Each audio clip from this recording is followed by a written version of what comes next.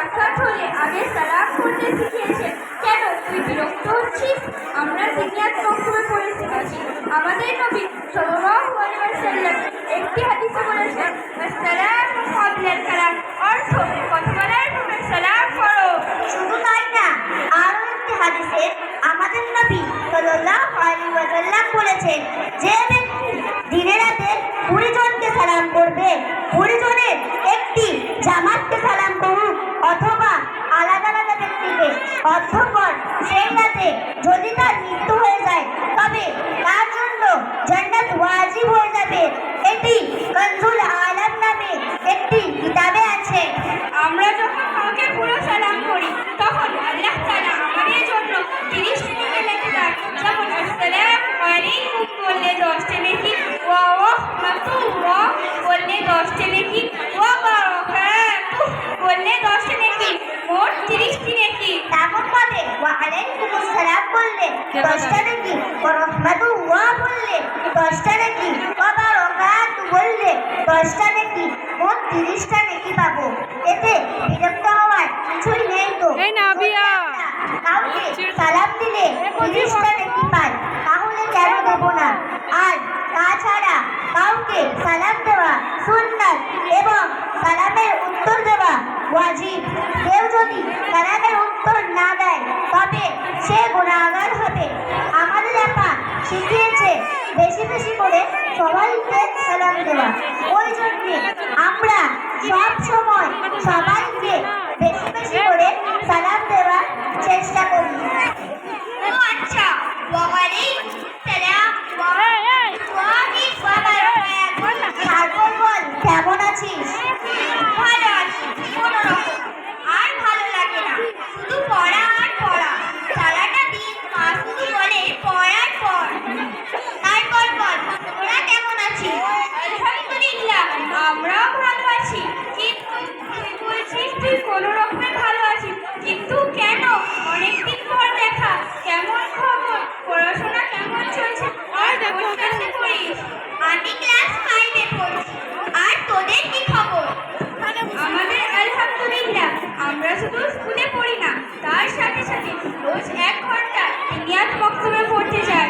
সেখানে কোরআন শিখি আর দোয়া, হাদিস, ইসলামিক জ্ঞান, উর্দু আরো অনেক কিছু শিখি। কিন্তু তুই তো শুধু স্কুলে পড়িস, আমি স্কুল মক্তব দুটোই একসাথে পড়ি। আমার মনে হয় আমার থেকে তোর পড়া ভালো। তোকে কিছু প্রশ্ন করি, বল তো। কোন কোন বাংলা মাসে সাধারণত বৃষ্টি হয়? আমাদের দেশ কত সালে স্বাধীনতা লাভ করে? কোন পথে সহজেই গড়িয়ে পড়া যায়? স্বাধীনতা সংগ্রামে প্রাণ দিয়েছেন এমন দুজন বীর বিপ্লব নাম বলো। তোরা বেশি খটখট করছিস, দেখি তোদের সম্পর্কে কত জ্ঞান আছে। তোদের বক্তব্য সম্পর্কে কিছু প্রশ্ন করি। ইনশাআল্লাহ। হযরত আয়েশা রাদিয়াল্লাহু আনহা কার কন্যা ছিলেন? হযরত আয়েশা রাদিয়াল্লাহু আনহা হযরত আবু বকর সিদ্দিক রাদিয়াল্লাহু আনহুর কন্যা ছিলেন। হযরত ইউসুফ আলাইহিস সালাম কার পুত্র ছিলেন? হযরত ইউসুফ আলাইহিস সালাম হযরত ইয়াকুব আলাইহিস সালামের পুত্র ছিলেন। হযরত ইউসুফ আলাইহিস সালামের কতজন ভাই ছিল? হযরত ইউসুফ আলাইহিস সালামের 11 জন ভাই ছিল। ইসলামের সর্বপ্রথম মসজিদ কোনটি? ইসলামের সর্বপ্রথম মসজিদ মসজিদে কুবা। মুসলমানদের মধ্যে সর্বপ্রথম শাহাদাত কার হয়েছিল? মুসলমানদের মধ্যে সর্বপ্রথম শাহাদাত হযরত সুমাইয়া রাদিয়াল্লাহু আনহার হয়েছিল। হযরত মূসা আলাইহিস সালামকে কালিমুল্লাহ কি কারণে বলা হতো? হযরত মূসা আলাইহিস সালামকে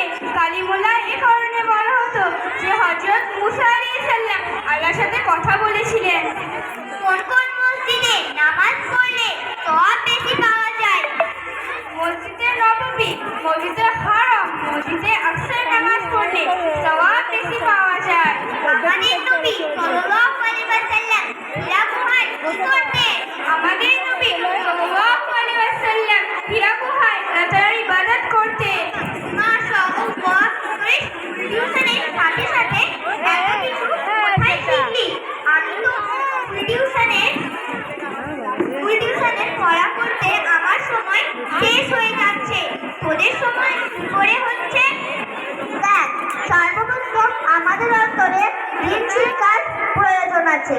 কোরআনের কারিমের আল্লাহ তাআলা 21 পারা সূরা আনকাবুত আয়াত নাম্বার 57 এর মধ্যে বলেছেন, কুল্লু নাফসিন যায়িকাতুল মাউত, অর্থ মৃত্যুর স্বাদ সবাইকেই গ্রহণ করতে হবে।